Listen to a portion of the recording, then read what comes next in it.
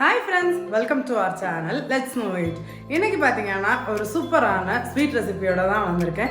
ரொம்பவே சிம்பிளாக அண்ட் ரொம்பவே குயிக்காக பண்ணக்கூடிய ஒரு ஸ்வீட் ரெசிபி தான். அதாவது பார்த்தீங்கன்னா ரைஸ் ஃபிரினி, ரைஸ் அப்புறமா பால் எல்லாம் யூஸ் பண்ணி குக் பண்ணக்கூடிய ஒரு ஸ்வீட் ரெசிபி தான் இது.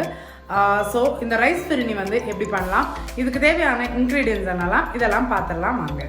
இப்போ இந்த ரைஸ் ஃபிரினிக்கு தேவையான இன்க்ரீடியன்ஸ் என்னெல்லாம்னு பார்த்துடலாம். பாஸ்மதி அரிசி எடுத்து வச்சுருக்கேன், ஒரு 100 கிராம் அளவுக்கு இருக்கும். மெஷரிங் கப்பில் பார்த்தீங்கன்னா ஒரு கப் அளவுக்கு ரைஸ் வந்து எடுத்து வச்சுருக்கேன். பாஸ்மதி அரிசி தான் இதுக்கு வந்து யூஸ் பண்ணணும். அப்புறம் பார்த்தீங்கன்னா ஒரு 5லேருந்து 6 டேபிள் ஸ்பூன் அளவுக்கு சுகர் எடுத்து வச்சுருக்கேன். இது பார்த்தீங்கன்னா மில்க் மேட், அதாவது கண்டன்ஸ் மில்க் வந்து எடுத்து வச்சுருக்கேன். இதில் வந்து ஒரு 2 டேபிள் ஸ்பூன் அளவுக்கு நம்ம வந்து யூஸ் பண்ண போகிறோம். 2 டேபிள் ஸ்பூன் கண்டன்ஸ் மில்க் வந்து நம்ம யூஸ் பண்ண போகிறோம். நல்ல ஒரு ரிச் டேஸ்ட் கொடுக்கும். சப்போஸ் உங்கள்கிட்ட கண்டன்ஸ் மில்க் இல்லைன்னா நீங்கள் சுகரோட குவான்டிட்டி வந்து இன்க்ரீஸ் பண்ணிக்கோங்க. அப்புறமா மெயின் இன்க்ரீடியன்ட் சாஃப்ரான். இந்த ரைஸ் பிரியாணியில் பார்த்தீங்கன்னா இந்த சாஃப்ரானோட ஃப்ளேவர் தான், கலருக்கும் ஃப்ளேவருக்கும் இந்த சாஃப்ரான் தான் நம்ம யூஸ் பண்ண போகிறோம். ஸோ நான் பார்த்தீங்கன்னா ஒரு பிஞ்சு அளவுக்கு சாஃப்ரான் எடுத்து வச்சுருக்கேன். அப்புறமா நட்ஸ் எடுத்து வச்சுருக்கேன். இதில் பார்த்தீங்கன்னா ஆல்மண்ட்ஸ், பிஸ்டா, அப்புறமா வந்து கேஷ்யூ நட் வந்து எடுத்து வச்சுருக்கேன். அண்ட் பார்த்தீங்கன்னா 1 லிட்டர் அளவுக்கு பால் எடுத்து வச்சுருக்கேன். அண்ட் இது குக் ஆகி வர்றப்போ லாஸ்ட் வந்து ஒரு டேபிள் ஸ்பூன் அளவுக்கு நெய் வந்து சேர்த்துக்க போகிறேன். இதுதான் இதுக்கு தேவையான இன்க்ரீடியன்ஸ்.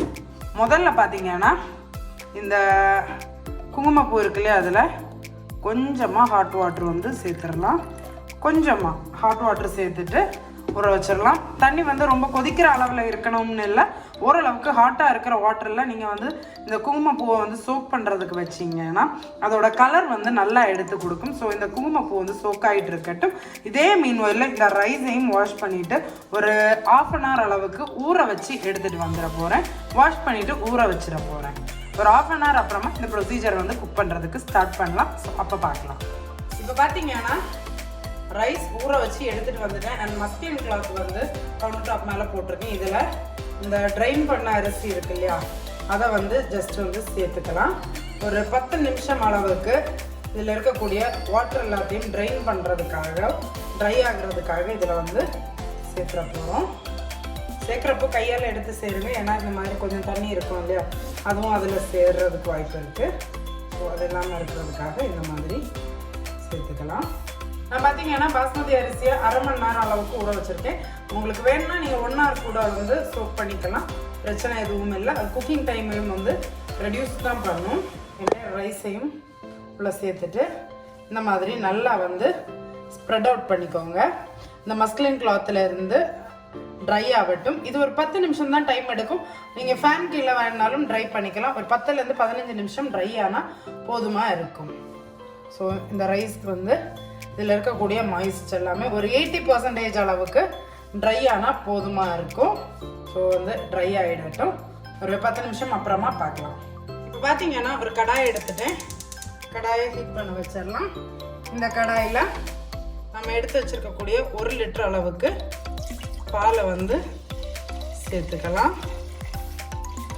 பால் பார்த்தீங்கன்னா ஃபுல் ஃபேட் மில்க் எடுத்துக்கோங்க, இல்லைன்னா நல்ல பசும்பால் கிடச்சிச்சின்னா பசும்பால் எடுத்துக்கோங்க. நான் எனக்கு பசும்பால் தான் சேர்த்துருக்கேன். உங்ககிட்ட ஃபுல் ஃபேட் மில்க் தான் இருக்குது, பேக்கெட் பால் யூஸ் பண்ணுறீங்கன்னா ஃபுல் ஃபேட் மில்காக வந்து எடுத்துக்கோங்க. ஸோ இந்த பால் வந்து நல்லா வந்து கொதிக்கிற ஸ்டேஜ் வந்துடட்டும். இப்போ பார்த்தீங்கன்னா இந்த ரைஸை வந்து ஒரு 20 நிமிஷம் போலவே ட்ரை ஆக வச்சுட்டேன். ஸோ எடுத்துகிட்டு இந்த மாதிரி நீங்கள் ட்ராப் பண்ணிங்கன்னா லைட்டாக கையில் ஒட்டணும். இந்த மாதிரி வச்சிங்கன்னா கையில் ஒட்டணும். இந்த மாதிரி நீங்கள் உதுத்து விடுறப்போ ஈரம், அதாவது என்ன சொல்கிறது, லைட்டான ஈரப்பதம் இருக்கணுமே தவிர ரொம்ப வந்து ட்ரை ஆகவும் வேண்டாம், அதே நேரத்தில் ரொம்பவும் ஈரமாக இருக்க வேண்டாம். இந்த ஸ்டேஜில் பார்த்தீங்கன்னா ஜஸ்ட் இந்த மாதிரி கையாலேயே வந்து கொஞ்சம் கொஞ்சமாக அரிசி எடுத்துகிட்டு க்ரஷ் பண்ணிக்கோங்க. சிலர் பார்த்தீங்கன்னா மிக்ஸி ஜாரில் பொடிச்சிட்டு பண்ணுவாங்க. பட் அதை விட பார்த்தீங்கன்னா இந்த மாதிரி கையில் எடுத்துட்டு இந்த மாதிரி நுணுக்கிக்கோங்க. ஒரு மாதிரி குருண அரிசி மாதிரி உங்களுக்கு இந்த பாஸ்மதி ரைஸ் வந்து வரணும். பார்த்தீங்கன்னா ஈஸியாகவே தெரியுதா, ஜஸ்ட்டு கையில் வச்சுட்டு இந்த மாதிரி க்ரஷ் பண்ணிவிட்டு எடுக்கிறப்போ பார்த்தீங்களா ஃபைனாக வந்து குட்டி குட்டியாக வந்து பிரேக் ஆகுது இல்லையா. இதுதான் இதோட கன்சிஸ்டன்சி. இந்த மாதிரி எல்லா ரைஸையும் வந்து நல்லா வந்து ஓரளவுக்கு ஜஸ்ட் இந்த மாதிரி க்ரஷ் பண்ணிக்கலாம். அங்கங்கே 1-2 லாங் கிரைன்ஸ் இருக்கலாம். ஸோ அதுவும் வந்து டெக்ஸ்டர் கொடுக்குறதுக்கு நல்லா இருக்கும் பார்க்குறப்போ, ஃபிரினி ரெடி ஆகுறப்போ. ஸோ இந்த மாதிரி முடிஞ்ச அளவுக்கு கையால் க்ரஷ் பண்ணிக்கோங்க. பால் வந்து கொதிக்கிற டைமுக்கு, ஆல்மோஸ்ட் வந்து பால் கொதி வருதுங்கிறப்போ நீங்கள் இதை வந்து க்ரஷ் பண்ணிக்கிட்டீங்கன்னா கரெக்டாக இருக்கும். ஸோ நான் என்டையர் ரைஸையும் வந்து க்ரஷ் பண்ணி எடுக்கிறேன். பார்த்தீங்கன்னா என்டையர் ரைஸையும் வந்து இந்த மாதிரி க்ரஷ் பண்ணி எடுத்துட்டேன். நல்லா குட்டி குட்டியாக க்ரஷ் ஆகி வந்துடுச்சு. நீங்கள் மிக்சியில் சேர்த்துட்டு கிரைண்ட் பண்ணுவீங்கன்னா நல்லா பவுட்ரு மாதிரி ஆகிடும். அது வந்து ஒரு டெக்ஸ்டரை கொடுக்காது. ஸோ இந்த ரைஸை வந்து இனி பால் கொதிச்ச உடனே அதில் நம்ம வந்து சேர்த்துக்கலாம். இப்போ நம்மளோட பால் பார்த்தீங்கன்னா ஆல்மோஸ்ட் வந்து கொதிக்க ஆரம்பிச்சிருச்சு. இந்த ஸ்டேஜில் நம்ம ஊற வச்சுருந்தோம் இல்லையா குங்குமப்பூ, பார்த்தீங்களா நல்ல ஒரு டார்க் கோல்டன் கலர் வந்துருச்சு. இதை அப்படியே சேர்த்துக்கலாம். இந்த குங்குமப்பூ தான் பார்த்தீங்கன்னா இந்த மாதிரி ஊற வச்சுட்டு நீங்கள் சேர்க்குறப்போ நல்ல ஒரு கலரை எடுத்து கொடுக்கும். இப்போவே தெரியுதா அப்படியே வந்து ஒரு கோல்டன் மில்காக வந்து டர்ன் ஆகிடுச்சு. ஸோ தட் வந்து குங்குமப்பூவை ஃபஸ்ட்டே வந்து சூடு தண்ணியில் ஊற வச்சுட்டு சேர்த்துக்கோங்க. இப்போ பார்த்தீங்கன்னா கொதிச்சுட்டு இருக்கக்கூடிய இந்த பாலில் நம்ம உடச்சி வச்சுருக்கோம் இல்லையா பாஸ்மதி ரைஸ், அதை வந்து சேர்த்துக்கலாம். சேர்த்துட்டு நல்லா வந்து குக் ஆகுறதுக்கு விட்டுடலாம். இந்த ரைஸ் நல்லா குக்காகி வந்த அப்புறமா இதில் வந்து சுகர் சேர்த்துக்கலாம். பார்த்தீங்கன்னா அரிசியை சேர்த்துட்டு நல்லா வந்து கலந்து விட்டுக்கலாம். நம்ம சேர்த்த அரிசி எல்லாமே வந்து இந்த பாலில் தான் நல்லா குக் ஆகணும். முடிஞ்ச அளவுக்கு தண்ணி எதுவும் சேர்க்காதீங்க. ஃபுல் ஃபேட் மில்காகவே யூஸ் பண்ணுங்கள். நல்லா கலந்து விட்டுக்கலாம். இந்த பார்த்தீங்கன்னா இந்த ரைஸ் வந்து ஒரு 10 நிமிஷம் போல் குக்கானாலே போதுமாக இருக்கும். நல்லா குக்காகி நல்ல ஒரு திக் கன்சிஸ்டன்சி வந்துடும். ஏன்னா நம்ம வந்து ரைஸை உடைச்சிட்டு சேர்த்துருக்கோம் இல்லையா, அதனால் சீக்கிரமாகவே குக் ஆகிடும். நல்லா குக் ஆகிட்டு ஒரு திக்கான கன்சிஸ்டன்சி வந்துடட்டும். அப்பப்போ அக்கேஷ்னலி கலந்து விட்டிங்கன்னா போதுமாக இருக்கும். பார்த்தீங்கன்னா ஓரளவுக்கு திக்னஸ் வர்றதுக்கு ஆரம்பிச்சிருக்கு. இந்த ரைஸும் பார்த்தீங்கன்னா நல்லா வந்து அந்த சாஃப்ரான் கூட சேர்ந்து சாஃப்ரான் மில்கில் நல்லா குக் ஆகிட்டு இருக்கு. இதில் பார்த்தீங்கன்னா உங்களுக்கு ஃப்ளேவருக்கு ஏலக்காய் வேணும்னா சேர்த்துக்கலாம்.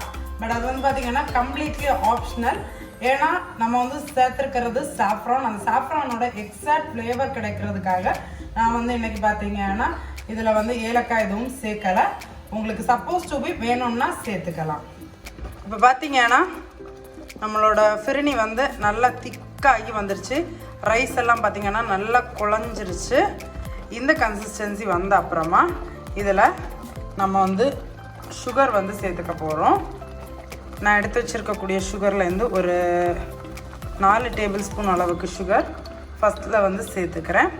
இது பார்த்தீங்கன்னா ரொம்ப ஸ்வீட்னஸாக திகட்டுற அளவுக்கு ஸ்வீட்னஸ் சேர்த்திங்கன்னா நல்லா இருக்காது. ஒரு மைல்டு ஸ்வீட்னஸோடு இருந்தால் தான் இது வந்து நல்லா இருக்கும். ஸோ நான் எடுத்து வச்சுருந்ததில் ஒரு 4 டேபிள் ஸ்பூன் அளவுக்கு சுகர் சேர்த்துருக்கேன். அண்ட் இதை இன்னும் ரிச்னஸாக கொடுக்கறதுக்கு வந்து நான் இன்றைக்கி மில்க் மேட், அதாவது கண்டன்ஸ் மில்க் வந்து சேர்க்க போகிறேன். உங்கள்கிட்ட இருந்தால் சேர்த்துக்கோங்க. இது ஆப்ஷனல் ஸ்டெப். இருந்தால் சேர்த்துக்கலாம்.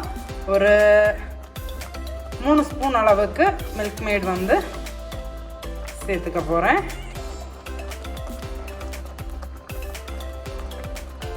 ஒரு 3 டேபிள் ஸ்பூன் அளவுக்கு கண்டன்ஸ்ட் மில்க், அதாவது மில்க் மேட் வந்து சேர்த்துருக்கேன்.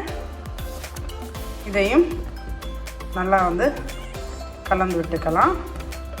நல்லா வந்து ஒன்று சேர கம்பைன் ஆகி வந்துடட்டும். இந்த ஸ்டேஜுக்கு அப்புறமா நீங்கள் வந்து ஸ்வீட்னஸ் செக் பண்ணி பார்த்துக்கோங்க. உங்களுக்கு ஸ்வீட்னஸ் வந்து அதிகம் தேவைப்படுதுன்னா நீங்கள் கொஞ்சம் கூட வந்து ஸ்வீட்னஸ் வந்து ஜாஸ்தி வந்து சேர்த்துக்கலாம். இப்போ பார்த்தீங்கன்னா இதில் நான் வந்து ஸ்வீட்னஸ் செக் பண்ணிட்டேன், கரெக்டாக இருக்குது. பார்த்தீங்களா நம்ம ஃபிர்னி வந்து இந்த அளவுக்கு நல்லா திக்காக நல்ல ஒரு க்ரீமி டெக்ஸ்டரில் வந்துடுச்சு. இப்போது நான் இதில் எடுத்து வச்சுருக்கக்கூடிய நட்ஸ் எல்லாத்தையுமே வந்து ஃபுல்லாக சேர்த்துக்கிட்டாச்சு. சேர்த்துட்டு ஒரு வாட்டி நல்லா வந்து மிக்ஸ் பண்ணி விட்டுக்கலாம். எல்லாம் வந்து கலந்து விட்டுக்கிட்டாச்சு.